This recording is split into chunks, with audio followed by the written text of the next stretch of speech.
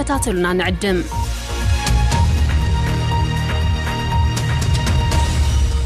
كون سجنتا BBC أفان أوروموتي نولين ترا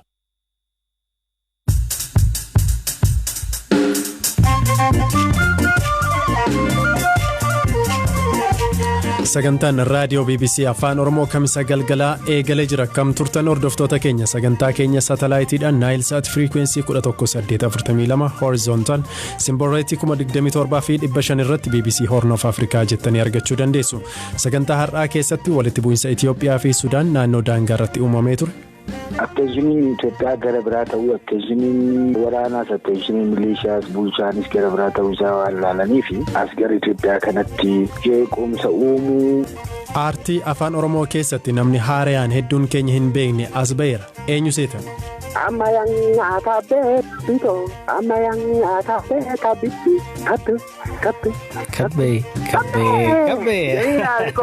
kabbee kabbitoodha. Qopheessaan sagantaa Eliyaas Mulugeetaatii kan isinii dhiyeessu Anzalaalam Taaddasaati. Kan jalqabaatiin manni murtii olaanaa federaalaa iyyata obbo Jawaar Mohammed fi obbo Baqqalaa Garbaa naannoo jirutti dhaddachi yeroo nuuf haala hundaa'u jechuun dhiyeessan kuffiseera. Ajjecha Haacaaluu Hundeessaan booda to'annoo jala kan oolan obbo Jawaar faa yakka shororkeessummaa saba walitti buusuu fi yakka teleekoomii waliin dhahuun shakkamuun to'annoo jala jiru. Dhaddacha har'a ooleen manni murtichaa dhimma obbo Jawaar Mohammed fi namoota 24 galmee isaanii jala jiran ilaaluuf amajji 4 bara 2013 akka lakkoofsa Itoophiyaatti beellameera. Riippoortera keenya Habtaamuu Xibabuu dhaddacha har'aa hordofee jira. Waa'ee murtee darbee irratti bilbilaan dubbiseera. Dhaddacha kanaan dura ture irratti obbo Jawaar Mohammed fi obbo Baqqalaa Garbaan gahee siyaasaa biyya kana keessatti qabnuu fi akkasumas immoo duula gama miidiyaatiin irratti taasifamaa ture ka'umsa gochuudhaan fageenya mana hidhaa yookaan mana sirreessaa Qaallitti hanga dhaddacha Lidataatti jiruus ilaalcha keessa galchuudhaan yoo miidhaan nurra gahee haala biyyattiin yeroo ammaa keessa jirtu biyyattii rakkoo keessa galchuu waan danda'uuf dhaddacha Lidataatti argamuun rakkisaa kanaaf naannootti jirrutti dhaddachi yeroo nuuf yaa hundaa'u jechuudhaan mana murtiitti turanii bootiin seeraa akka jedhanitti hooggansi mana murtichaa yookaan immoo qaamni bulchiinsaa mana murtichaa dhaddachi yeroo kan hundaa'u qorannoon taasifamee irratti qophaa'aa miti malee gaaffii maamilli tokko gaafateen kan raawwatamu miti haa ta'u malee dhaddachichi itti amaneera taanaan dhaddacha yeroo hundeessuudhaaf qophii ta'uusaa beeksiseera kan jedhu ture. Gama biraatiin immoo abbootiin seeraa galmee obbo Jawaar Mohammed fa'aa qabatanii jiran iyyatni yookaan immoo sababni obbo Jawaar Mohammed fa'aan iyyata isaanii irratti dhiyeessan quubsaa miti ragaadhaanis kan deeggaramee miti kanaafuu dhaddacha yeroo hundeessuun barbaachisaa miti beellama ittaanutti dhaddachuma lidataatti dhufanii argamanii ta'uu baate manni sirreessaa dirqisiisee yaadheessu jechuudhaan ajaja laataniiti kan jiranii. Galatoome Habtaamuu Xibabuu.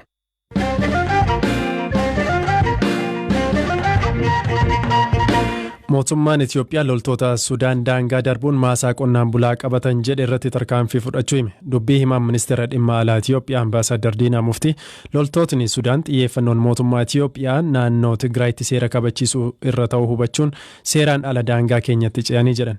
Gama biraan Sudaan loltootni ishee naannoo daangaa Itiyoophiyaatti to'annoo irra turanii yeroo deebi'anitti loltootaa fi milishaa Itiyoophiyaan haleelaman jechuun Reuters dabalatee miidiyaaleen biyyattii gabaasaniiru. Reuters humna waraanaa Sudaan beeffatee akka gabaasetti haleellaan kun gaafa kibxataa kan gaggeeffame yoo ta'u haleellichaan lubbuun namaa fi qabeenyaa badeera. Sudaan loltootni keenya kan haleelaman daangaa keenya keessa bakka Jabal Abuutir jedhamutti jechuun himatti. Dhimma kanarratti dubbii himaa ministeera dhimma alaa Itiyoophiyaa Ambaasaadar Diinaa Muftii dubbiseera.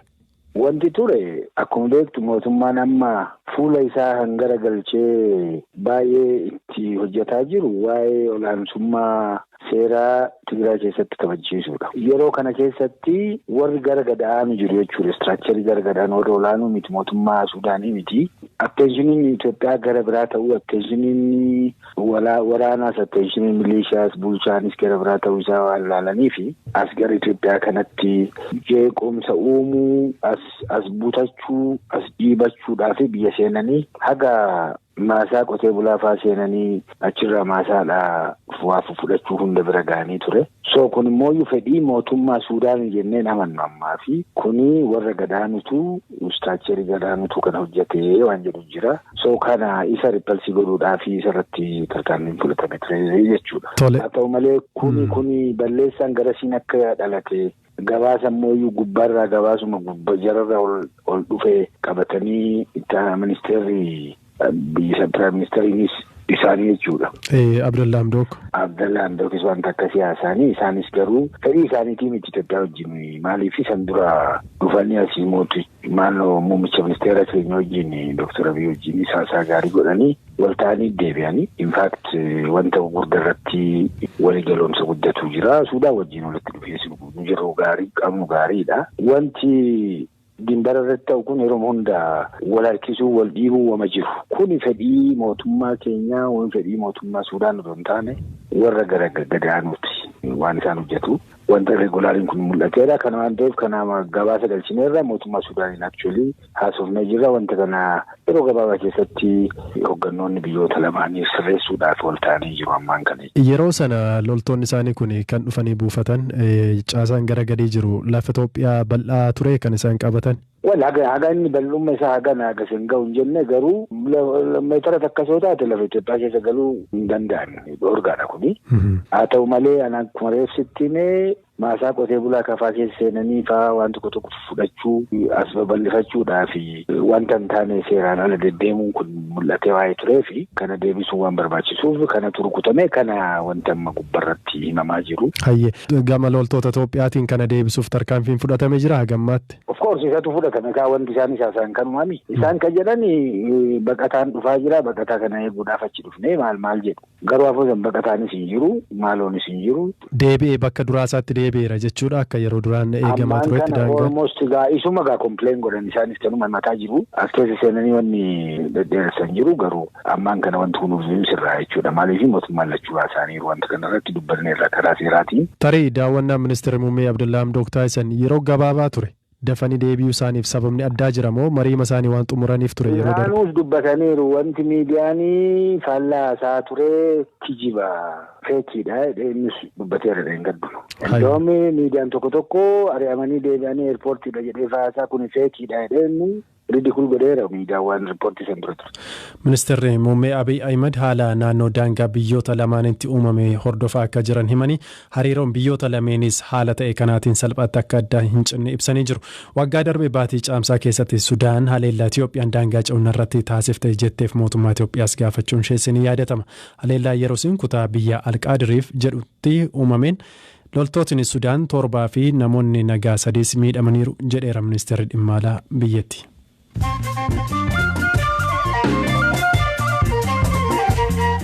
Sagantaa raadiyoo BBC Afaan Oromooti oduun gaggabaaboon sinitti hima Soomaaliyaan imbaasii ishee haaraa Keeniyaa jiru cufte. Mootummaan Soomaaliyaa dippiloomaatotaa fi qondaalota immigireeshinii Keeniyaa jiran guyyoota 5 keessatti biyyatti akka deebi'an ajaje. Murteen kun erga Soomaaliyaan Keeniyaan dhimma biyya koo keessa galteetti jettee himachuun hariiroo ishee adda kutuu ibsite guyyaa 2 booda dhaga'ame. Haroo Dambalii fi Qooqaarra Aramaa boocee duulaan qulqulleessuun eegalame. Duulli guyyoota 30 tura jedhame kuni har'a magaalaa baatutti hawaasni naannoo harichaa jiraatan bakka argamanitti eegalamuusaa ministeerri bishaan jallisii fi enerjii ibseera. Taanzaaniyaan talaallii COVID-19 gara biyya ishee galchuuf karoora akka hin qabnee fi bakka isaa qorichoota mala aadaan biqiltoota irraa hojjetamanitti akka fayyadamtu ibsiteetti. Dubbii himaan ministeera fayyaa biyyattii garuu bu'aa qabeessummaa fi nageenyummaa talaallichaa irratti shakkii qabaachuu miidiyaa biyyattii tokkotti himaniiru. Keeniyaan talaallii COVID-19 marsaa jalqabaa ishee ji'a dhufu keessa fudhatti jedhan ministeerri fayyaa biyyattii Muta'ee Kaagwe. Gaazexaa Neeshin Afrikaa jedhamu irratti ministerichi Yuunivarsiitii Oksfordiin kan gabbifame talaalliin AstraZeneca jedhamu akka biyya galuu himanii isaan kaan caalaa gatiin isaa rakasaa fi kuusuuf salphaadha jedhaniiru. Pireezidaantiin Firaans Imaanu'eel Maakiroon koronaa vaayirasiin qabaman namni ganna 42 Maakiroon erga mallattoo dhukkubichaa irratti argee booda qoratamee poozitiivii ta'uun barame jedha ibsi masaraa biyyaalessaatii bahe. Maakiroon guyyoota 7 adda of baasanii akka turanis himameera. Dorgommii Pirimeer Liigii Ingiliziin Maanchister Yuunaayitid Sheefiild Yuunaayitid waliin morkata. Sheefiild bara kana qabxii tokko qofaa taphoota 12 irraa argachuun xumura gabatee liigichaa irratti argama. Taphni Aston Villaa fi Barniliin gaggeessanis daqiiqaa muraasaan booda eegala.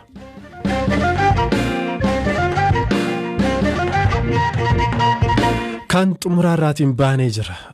Tibbana dirree aartii afaan Oromoo keessatti namni haaraan hedduun keenya hin beekne as ba'eera.